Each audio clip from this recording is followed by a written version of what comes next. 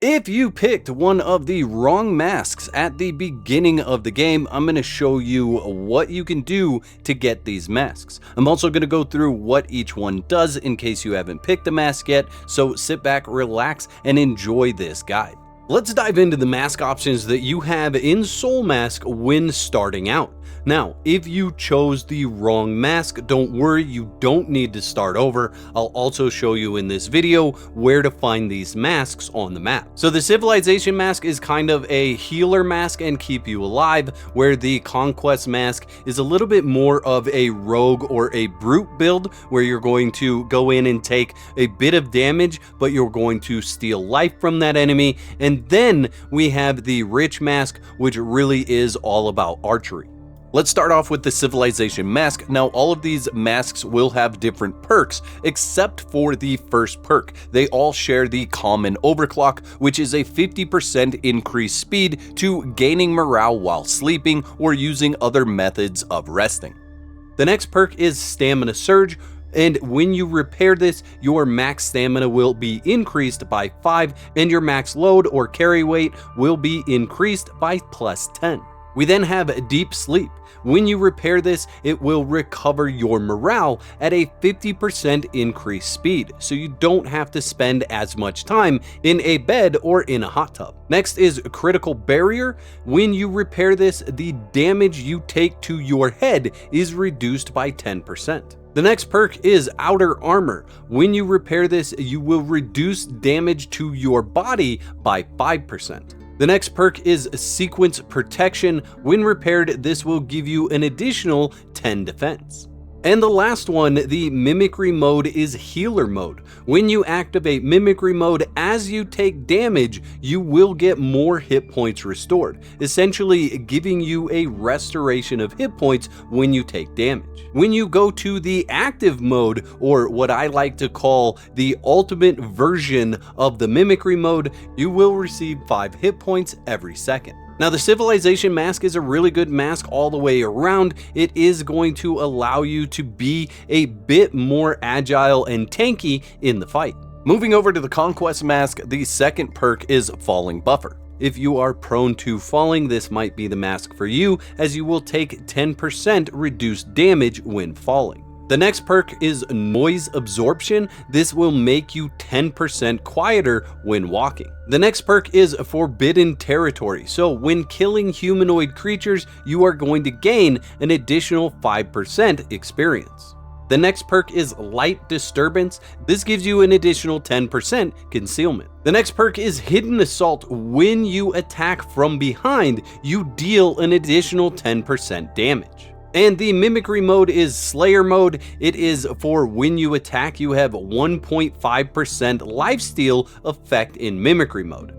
The active Mimicry mode, or ultimate form, when launching attacks against key parts of a creature, has a 20% chance to quickly reduce the target's resilience. This is a really good mask for those of you that want to play from the shadows or sneak up behind enemies, or if you're playing in a group and you're the one that's not taking aggro, you can do a lot of extra damage from being able to attack from behind. Additionally, having lifesteal in Mimicry mode makes a big difference for when you're putting down those big damage numbers. Moving on to the Rich mask, the second perk is Data Analysis. Optimizes the accuracy of life's perception, enabling real-time target distance. So when you have this upgraded, you will see the distance to the target displayed next to the enemy's health bar. We then have Projectile Adjustment, which is going to add precision to your arrows at 10%. The fourth perk is Hunting Guide. Draft an album of the prey. Experience gained from killing non-humanoids is increased by 5%. We then have Poison Injection, which is when you smear poison on your arrows, you deal an additional 30% damage to creatures. Deeply Focus is the sixth perk here, and that is highly focused during work or combat. Your stamina cost is reduced by 5%. In the Mimicry mode, it's going to amplify the power of your bow and arrow and deal additional damage of 15% with bows.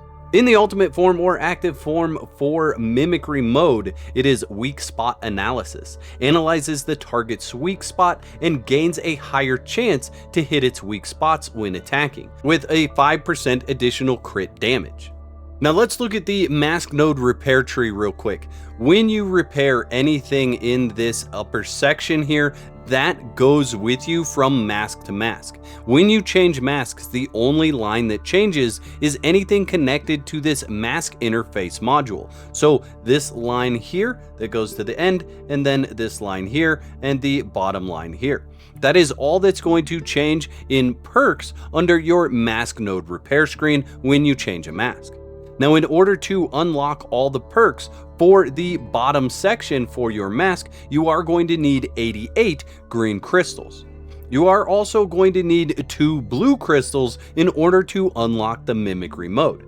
But that's not all you have to do for mimicry, you also have to defeat the fog frog in the wetland. Each mask has to be leveled individually, and they take a total of 1,275,000 experience to level them from 1 to 10. Now, in order to enter mimicry mode, you need to press C on your keyboard and you will enter mimicry mode. With the initial 3 starter masks, this has no cost. Once you get into the additional 7 masks that you find on the map, it will cost you yellow crystals in order to enter this mode. You can then press V on your keyboard to enter the ultimate form. Now, the ultimate form or active mode, as they describe it, does not have a change to your character appearance. However, there is an aura that displays along with the different masks. And you can see that I am healing currently as I have mimicry mode on. Let's go ahead and punch this guy so he can do some damage to me, and you will see I continue to gain 5 hit points every second. This is the civilization mask that I'm wearing and in mimicry mode. The mimicry mode is going to have a 60-second cooldown when you turn it off. Now let's look at the mimicry mode for the Conquest mask. If we activate that, and then we can hit V to go into our ultimate form shortly after, and we now have our buff on the screen there. You can see the critical strike damage, and we'll go ahead and fight this elite panther or jaguar here real quick and see how this goes. You can see that I am also getting some health, some lifesteal. When I'm hitting it, all the green numbers are popping up there. Something else that you should know about being in mimicry mode is that while you are in active mode or the ultimate form, you will lose 5 of your mask energy every second. If we exit mimicry mode, you can see we have a 60-second cooldown before we can launch it to active mode again. If we don't end mimicry mode entirely, we will lose mask energy at 1 mask energy per second. Let's jump into the Rich Mask. This is the one for archery, and as I approach these enemies and start doing damage or use my life perception ability, you will see the distance from each enemy. This is a really fun build. I actually haven't played a whole lot of archery, but after trying it out for this video, I might play some more archery.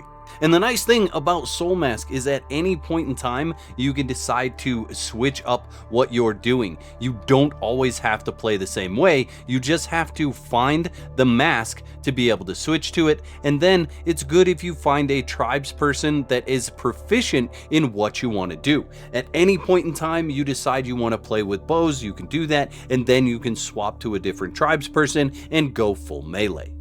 Now, in order to switch your mask, you are going to need the Mysterious Stone Tablet. That is what's going to allow you to switch between the masks that you have available. Now, I just uploaded a video on my channel that shows you where to get the Mysterious Stone Tablet, and I'm going to take you and show you where to find these 3 masks in this video.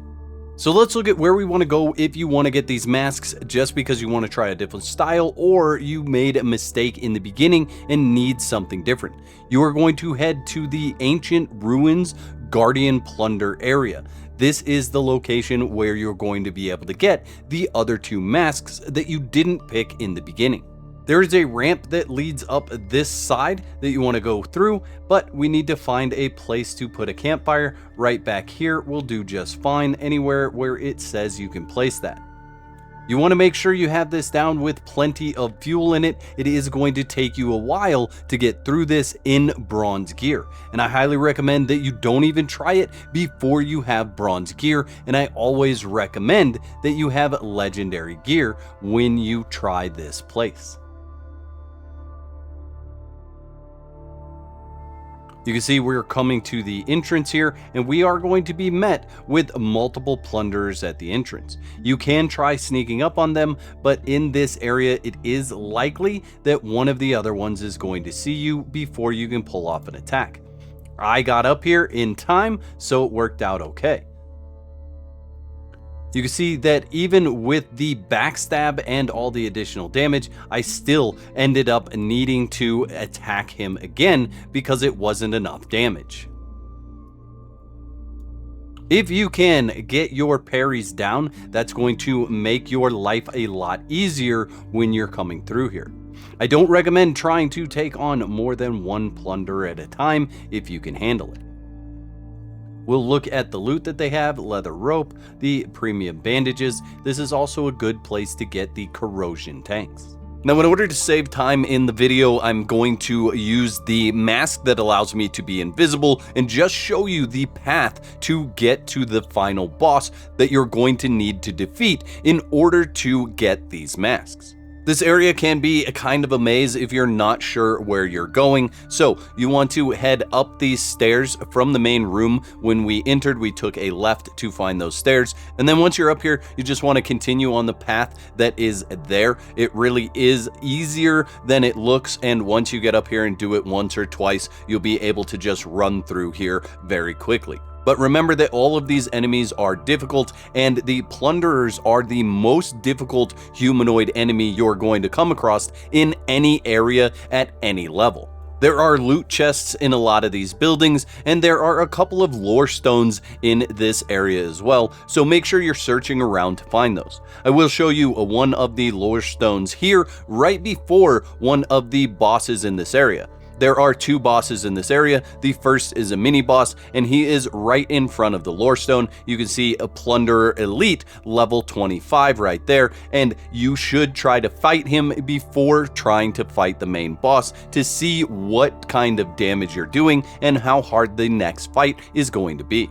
The next boss is just around the corner from him, and I will show you that fight and the drop that we get. Before you go to fight this boss, there are a couple of enemies that could leash into this area and want to fight alongside him, so make sure you take those out. You can kill them in the areas where they patrol before gaining his aggro. If you gain his aggro too early, you could do what I'm doing on the screen right now and run back to the first bridge that you crossed over here. That is going to reset his aggro. He'll run back to his spot. The nice thing about making him run back to his spot is he faces away from you, so you can actually sneak up and do the backstab damage attack, which I'm going to show you in this video.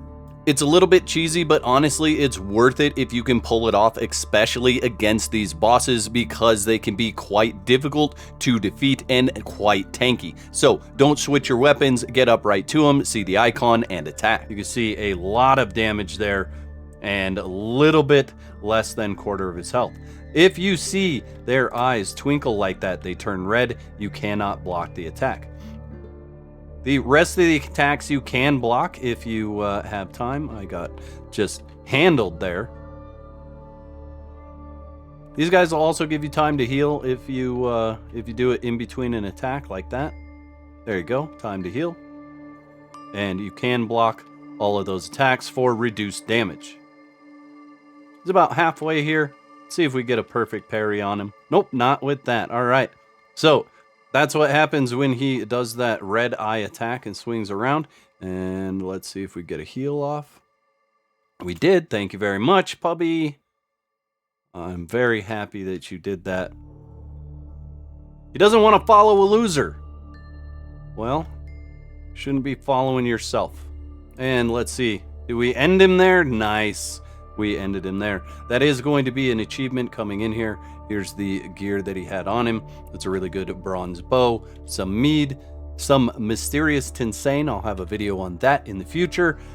Tortilla, Some coagulating cream is really good, golden trinkets, and there you can see the civilization mask. So the bosses that are here have the ability to drop all the masks. It is RNG, but they do have the ability to drop all three. Behind him, you are going to find a couple of chests and the mysterious stone table. You can take this back with you, but it lacks the second part that you need. You need the mysterious stone table part 1 in order to remake your tribesmen, and I've got a video on my channel showing you where to get that. Now, if you come up here and you didn't get the mask that you wanted, you can hang out right in this location, and then when that boss spawns back in, you can walk up and do the attack to his back and start that fight all over again.